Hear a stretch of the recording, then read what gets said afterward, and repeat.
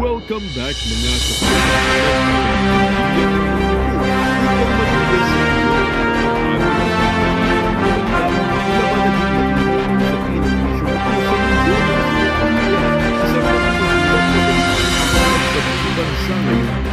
ang Speaker ng House of Representatives na si Tambalos Romualdez ay nagsalita ukol sa nalalapit na pagdesisyon ng Kongreso na i-dissolve ang kasulukuyang pamahalaan at magkaroon ng isang revolutionary government.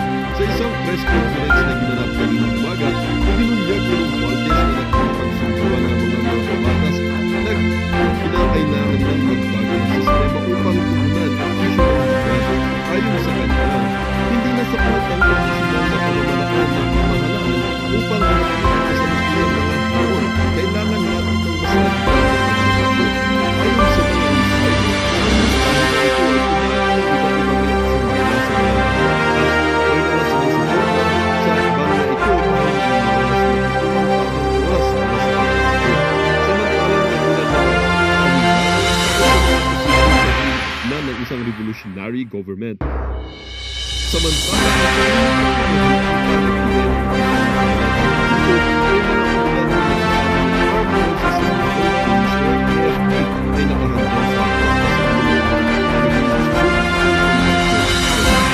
May mga alinasigas na di umano'y kulang sa aksyon ng Pangulo sa utos ng kasundaluhan at AFP na nagdudulot ng pagdududa sa kanyang kakayanan na pagmimiwan ng bansa sa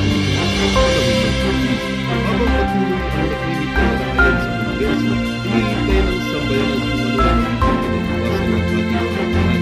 Mga pagbago ay tiyak na magdudulot ng malaking pagbabago sa politika at ekonomiya ng Pilipinas. Patuloy ang batang bagong bansa sa